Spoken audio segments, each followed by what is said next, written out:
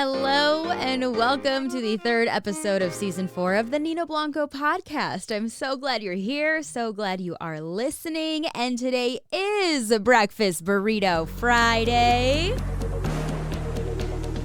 You know what it is. It's Breakfast Burrito Friday!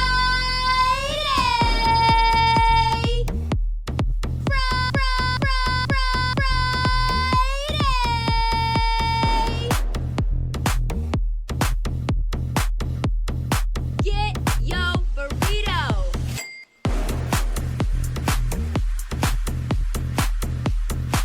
Get your breakfast burrito!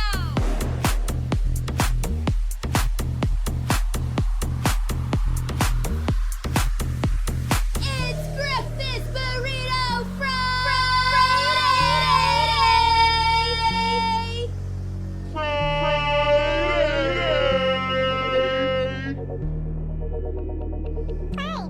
Get your breakfast burrito!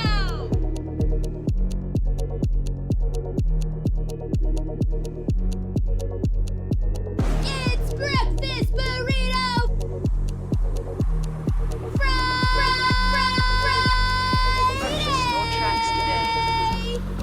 Happy Breakfast Burrito Friday. Definitely grab that breakfast burrito because not only did you make it through the week, but you made it almost through January, this horrid month. Oh my gosh, we have one more week of January, and yeah, it has just been a shit show. I don't know what's worse, okay? I just want to apologize to the people whose birthdays are in January. Is it worse having your birthday in December, right before Christmas? Everyone complains about that. They're like, that's the worst time to have your birthday because there's so much going on that you can't celebrate your birthday. Or is January worse? I think arguably so, because everyone's depressed in January. January is just not a fun month. It's the coldest month and everyone just wants to be indoors. So I can't imagine, having your birthday in January, and it just seems terrible. So I don't know which is worst. Actually, if you're listening on Spotify, that's going to be my poll. I'm going to put up a poll. What is a worse birthday month? December or January? I'd like to know. But yeah, January has just been exceptionally terrible this month. I mean, it's always been known as being the most depressing month, I think, of the year. January just goes by so slowly. It feels like it's one of the longest months with 31 days. It's the coldest month. The Arctic blast coming across the U.S. does not help anything. We've seen Louisiana got snow for the first time in 15 years. Texas got snow again. And the southern states are just freaking out because of the cold and the snow.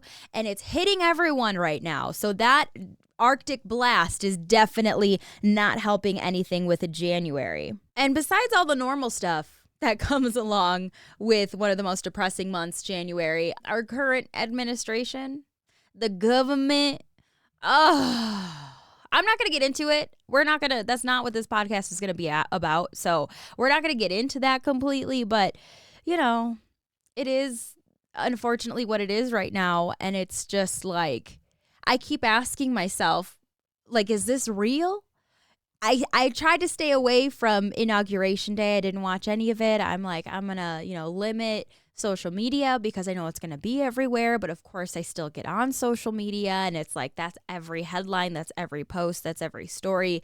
And you're seeing these things and you're like, wait, no, that wasn't real. That didn't really happen. That's not, no. But then you start to actually realize, wow, this is really happening. These are really things that are going on right now. And I just ask myself, how did we get here? This is insane. I guess that's where we're at. There's nothing we can do to change things right now. And it's sad. It's uncomfortable. It's depressing on top of everything else. And January, what a shit show. What a shit show. So it's my goal as of right now to help myself, help you, help my friends and family, just get through the next 4 years at the very freaking least. Holy moly. So I just had to ask, how are you? That's such an important question, especially now with everything going on. How are you? And I didn't realize how important of a question that is until I asked a friend the other day, how are you? And this person literally thanked me for asking, how are you? They said they hadn't been asked that in a while. They're going through a lot. On top of that, just everything I just mentioned about January. And they thanked me for asking, how are you? And it kind of struck me a little bit. So I wanted to make sure to ask my audience, how are you? And I know you're listening to a podcast right now. Obviously, you can't directly answer me back right now, but slip in my DMs. If you're going through it, if you've got shit going on and you feel like maybe you can't talk to anyone about it, you can slip in my DMs. Just talk to me a little bit. So answer that question, how are you? And if you don't want to talk to me about it, that's totally fine. That's fine. I get it. I'm a stranger to some people, but talk to someone. Talk to someone and just be like, hey, I need to talk about this and that. I just need to get it out. And ask each other, how are you? Because it's rough out there right now with everything and it's hard. So I just wanted to put that out there because I realized this past week what an important question that is. How are you? And check in with your people. Check in with your people. It's hard to find your people sometimes if you didn't naturally grow up with it or if you're not super close to your family. But I do believe that, everyone knows who their people are. You know who your people are. And even if you haven't heard from your people, don't be petty about it. This is not the time for that. Maybe they're going through it. Maybe that's why you haven't heard from someone who used to be in your group of people. They may be going through it. And when you're stuck in like a depression hole, it's hard. It's hard to get out. It's hard to open up communication to other people. It's hard to, even if they're talking to someone that they're very comfortable with, to just bring up how they're feeling. If it's negative feelings, if it's sad feelings, it's hard to actually talk about it. And sometimes they need someone else to ignite that conversation. So check in on your people right now because it's tough out there. So I just wanted to check in on you and make sure that, we bring that to the forefront because I think it's important right now. We need to check in on each other. We need to support each other and we need to just remind people that we're there and we're there for each other. And things are really bleak right now. Things are crazy, sad, depressing, all of it. And we just really need to be there for one another. And so I just want you to know I'm there for you. You could always, always, always reach out to me on Instagram is the best way for me. Go ahead, message me. Just tell me something random. Send me memes. I'll send them back. If that's something that you need right now, that's something that everyone needs right now. We need community. So check in on your people. If you feel like you don't have people, I will be your people. Absolutely. Because life is tough right now. So let's get out of this depression hole that I just put everyone in at the moment and let's lighten the mood a little bit. I want to figure out how we can bring back your happy. Let's bring back happy. First and foremost, do things for you, honey. Do things for you. Do things that make you happy. And I know money's tight. Money's tight for just about everyone right now. And quite frankly, it's only going to get worse. My advice to everyone is maybe limit your spending a little bit right now. Save some money because this is the beginning of a shitty year and a shitty next 4 years, quite frankly. Life is as expensive as ever, and the price of things are only going to get higher. So limit your money as of right now. It's winter. We don't really want to be outside anyway. Save it for a little bit of happiness in the summer, but figure out how to bring back your happy right now and do things for you. And that doesn't mean that you have to go out and spend all this money. I came up with a few things on how you can just make your everyday life a little bit happier. that's like revert back to 2020 almost. I was thinking about this. I mean, we're going back to the president of 2020. Might as well revert back to 2020 in other aspects of our lives. And when 2020 hit, it was COVID. Everyone was locked down. We had to stay inside. We had to figure out new hobbies, new at-home hobbies, things to do. Let's revert back to that right now. I think that's like kind of a good idea. Limits your spending, limits you going out, limits a lot of stuff, but bring back those hobbies that you first brought out in 2020. There's so many articles right now about millennials and Gen Z who are just diving into grandma hobbies, and the older generations are kind of shocked by it. But like, quite frankly, I'm not. This is what we did in 2020, and right now is a very depressing time, sad time. So I think we need to dive back into our grandma hobbies. Maybe you picked up knitting in 2020. Maybe you just did more home exercises. Do that again. Lots of arts and crafts that people did. People tried to launch small businesses, and whether that small business actually did something or not, go ahead and do those hobbies. Create those things. Maybe it's something that you can start collecting now if you're making stuff now, and you can go to like one art show in the summer and like sell all your stuff on a table. And whether you actually sell stuff or not, at least you tried it. It was something new and it was something to do. And that's something to do with the crafts that you potentially make now. I say go back into those grandma hobbies that we all opened up in 2020. Another thing, I know I said, maybe don't spend your money right now, but just limit that spending. How about that? Go thrifting. When's the last time you went thrifting to like a couple of thrift stores and just kind of looked around? Just because you walk into a store doesn't mean you have to buy anything. Look around. Maybe buy a few things that'll make you a little bit happy, spark that joy a little bit. But when's the last time you went thrifting? Thrifting is so underrated, and I know it had its moment for a while there, but I feel like that's gone away, and it shouldn't. It shouldn't go away, And even if it's not like your thrift store down the street, what if you find that really good thrift store? You know what I mean? Like, you go to the neighborhoods that are a little wealthy, a little more well off, and you go to that neighborhood thrift store. Yeah, that's where you find the good stuff. And maybe it's a little bit of a drive, but that's part of the adventure. That's part of taking up some time to go and do something to make you happy. You play some music, you listen to this podcast on the way there, and then you find something real good. You bring it home. You spent minimal amount of money, and it makes you feel good. So you have to do things for you to make yourself happy.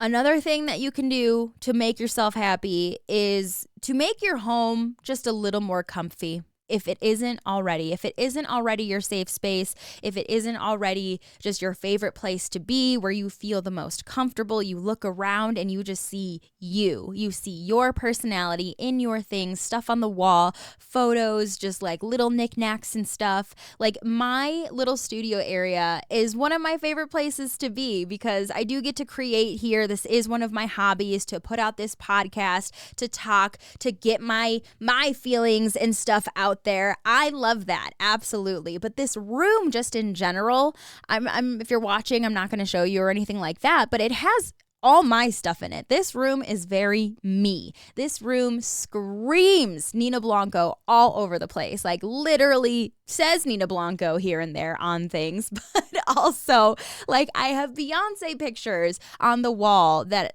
I've collected. I have little disco balls in little places. Most of the theme in here is like kind of pink and blue-ish, pink and teal, and I have LED lights that are different colors, and it creates a warm vibe, and it's very me. I have my makeup area and all my jewelry and stuff, and my big mirror that I get to just, pamper myself and get ready every day. I have all my podcast stuff, and that lights up with different colored lights that I've customized to my color scheme. And I have a lot of things in here that make me happy and that scream Nina. It's very much my personality all over the place. I have my Selena doll. I have my disco pink headphones from forever ago. They were my very first pair of headphones that I wore for my first radio job. And I've got them there next to my microphone, next to my radio purse, next to my Free Britney painting that I did forever ago. I have a Breakfast Burrito Friday painting up there next to a photo of Chester.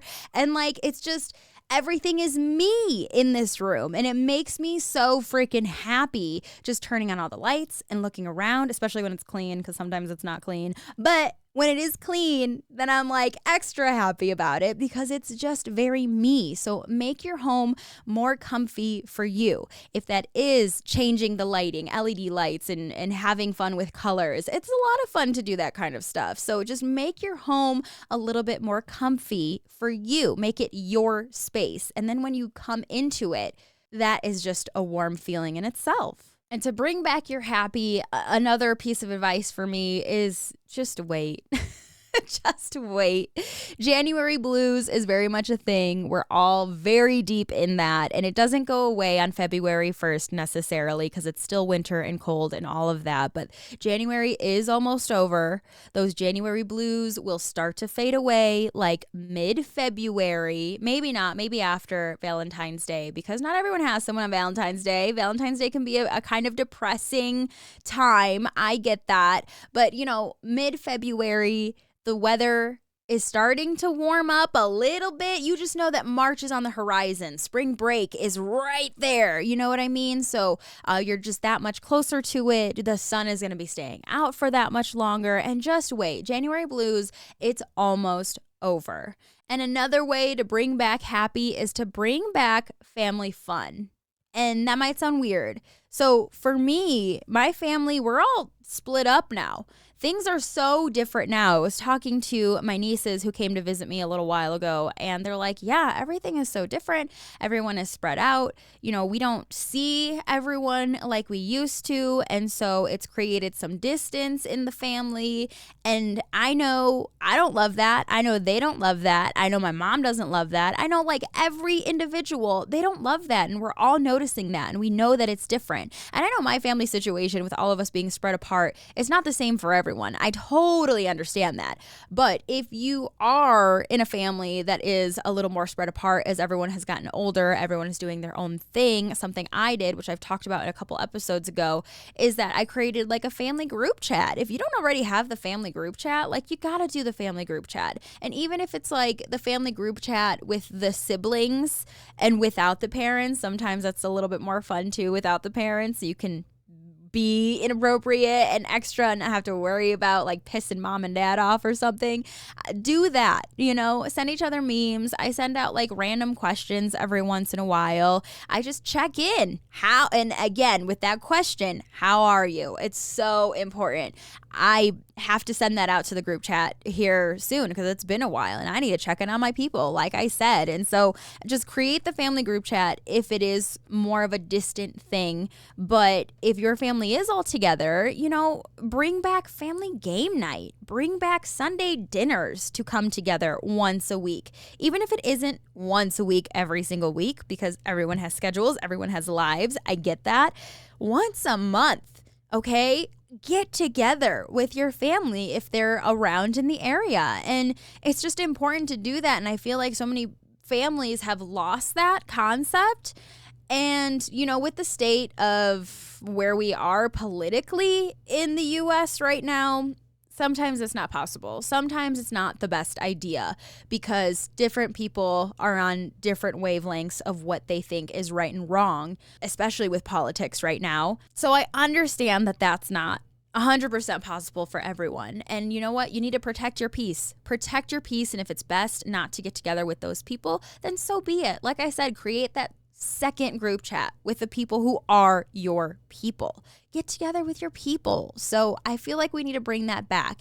And I was talking with Matt the other day, my husband, about family fun days. Do you remember family fun days? This is something that my mom's work always did. And this is something that like your work would do. And no one does this anymore at all.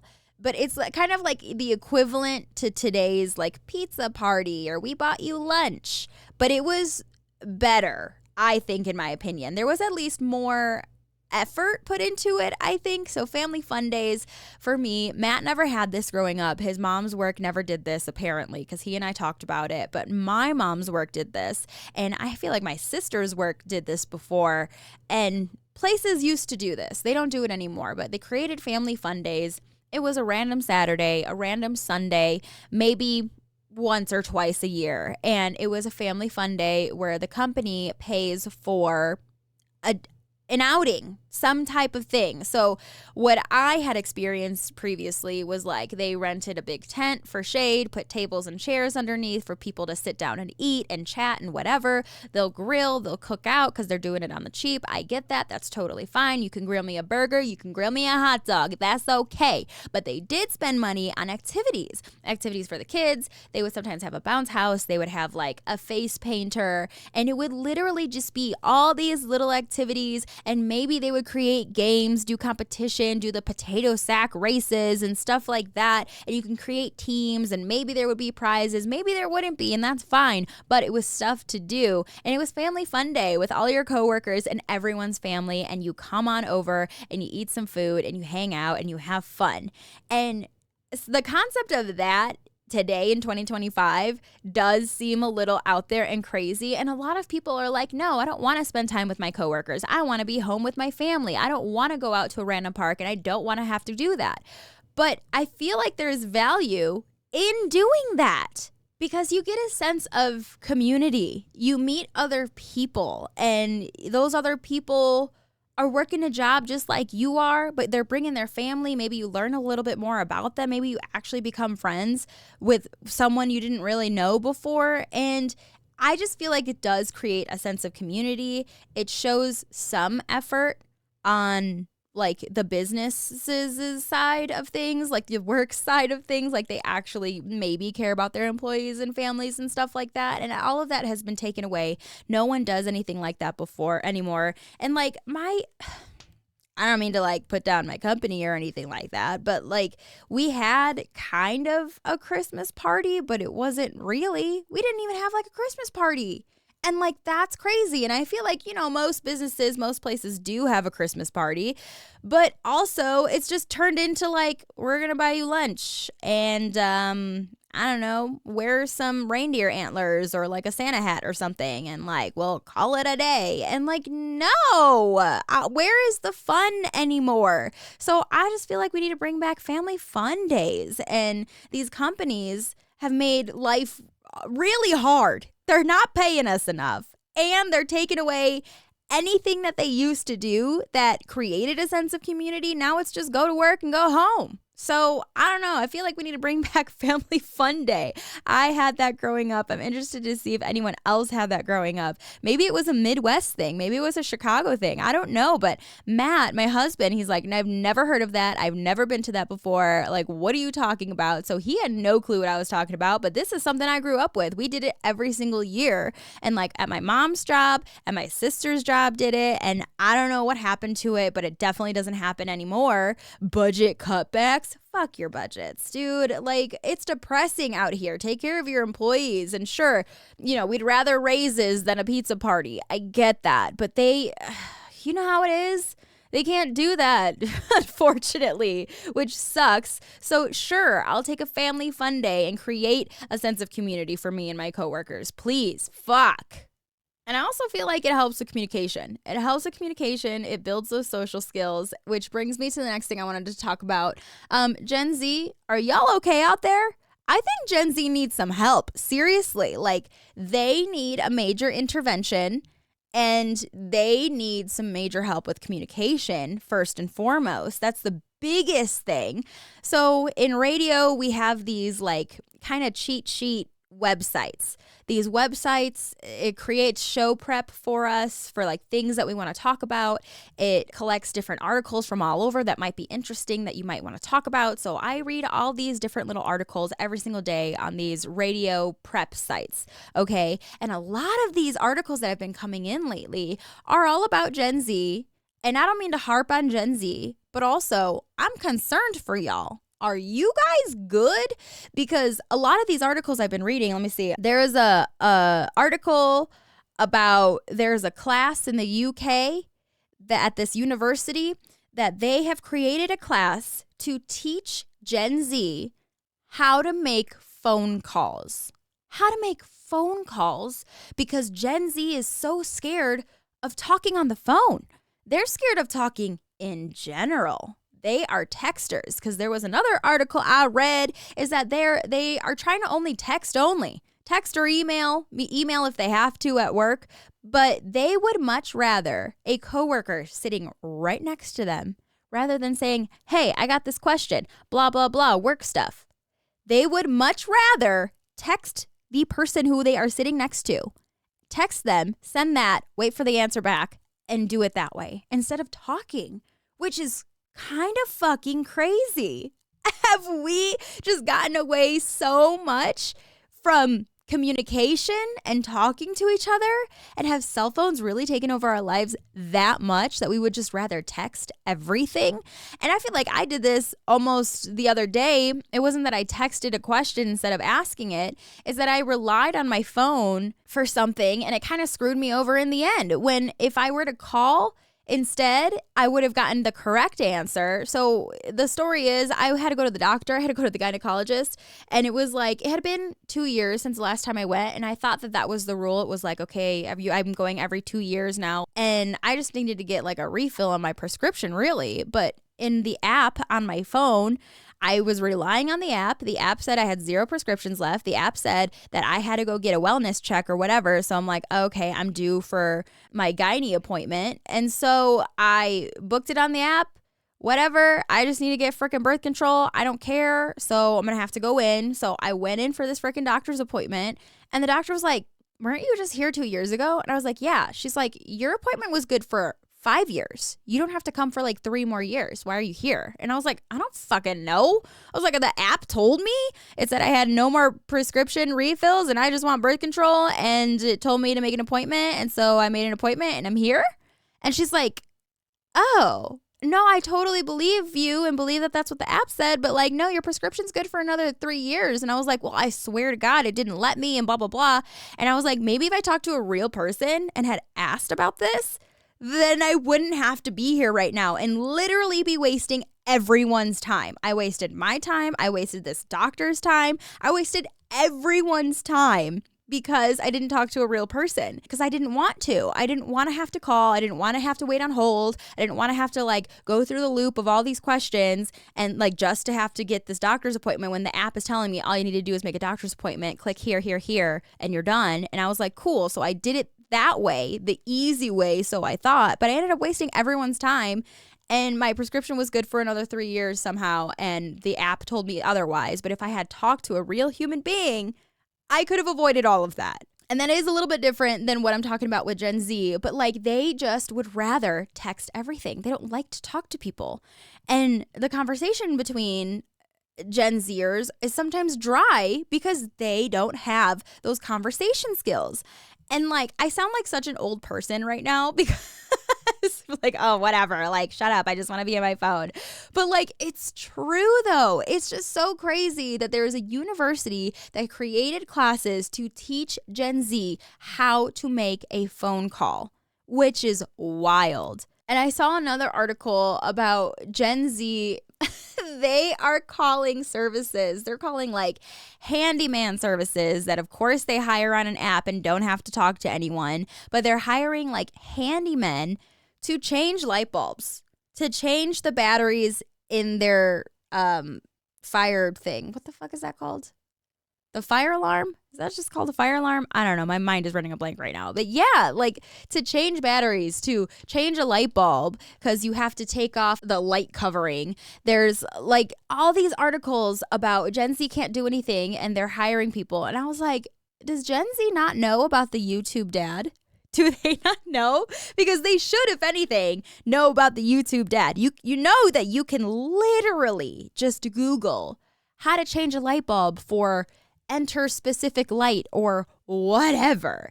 But it's crazy to me that these motherfuckers can't even change a light bulb. Like, what do you mean they are hiring handymen and spending the money they don't have to change a freaking light bulb? So, Gen Z, are you okay? I'm concerned. And I know this is like articles that are coming up and, you know, these articles don't represent everyone. I totally get that. But like also the fact that these articles do exist and it's based off of real people. I just need to check in on y'all. I am currently watching, the season is almost over, of Married at First Sight. It's the Nashville season on Netflix. And I like that show. It's kind of like Love is Blind, but not really. It's a little different, but it's kind of like Love is Blind. But Married at First Sight, it's on Netflix. It's another really good show. It was one of the first like marriage shows where you just jump all in. But anyway, one of the girls there said a quote, and I was like, ooh, that's a good one. And the quote is, "Be where your feet are." And I feel like Gen Z needs to hear that. They need to hear, be where your feet are. You need to, it just basically means like live in the moment. Live where you currently are. And I feel like Gen Z, their noses are just stuck in their phone just a little bit too much. And don't get me wrong, I'm guilty of it too. I'm on my phone all day. I'm on the internet all day. I'm on social media all day, for sure. But sometimes with Gen Z, it's all day, all the time, unless you're sleeping. And I think that is part of the problem with Gen Z, is that it's just a little too much. It's a little too much. You've lost your communication skills. You would rather text than talk to a person. You have no idea what you're doing in the real world, in life. You can't even look up on YouTube how to figure out how to change that light bulb. Like, that's crazy. And I just feel like Gen Z needs to hear it a little bit.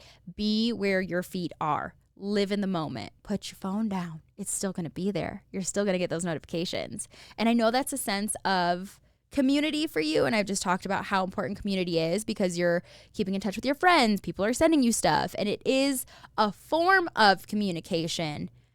But that is not the only way to communicate. And Gen Z has reverted to, my phone is the only way I communicate. And like, that's not good for you. It's not good for you. You're not going to progress in life. You're not going to progress at work. You're losing those social skills. And those social skills are really important. And it's not just because I live and work with social skills, talking, but it's like just general stuff. To be able to express your feelings, to be able to get out what you need to get out to other people, to talk with other people, to connect with other people. And it's just crazy. So I feel like Gen Z, I love you guys. I think you're really funny. And I think it's cool that you're like really, really standing up for, you know, work rights and humanitarian rights and things like that. And I'm all about it. But y'all need to talk to people. So that's that. I feel like I did a whole lot of ranting in this episode, and I kind of did, and I was kind of depressy and messy, and I'm kind of like hounding in on Gen Z, but I feel like it needed to be said. All of that needed to be said. January is almost over. It's a shit show. We're all feeling it. We all are kind of depressed right now, but just wait. January's almost over. We're going to get through it. We're going to get through it together. If you need someone to talk to, I'm there. If you need someone to talk to and you don't want it to be me, reach out to your people. And reach out to your people anyway. Check in on them and ask the question, how are you? Make yourself happy. Do what you need to do for you. I love you so much. Okay? We're going to get through this shit show together. Happy 2025. Thanks for listening.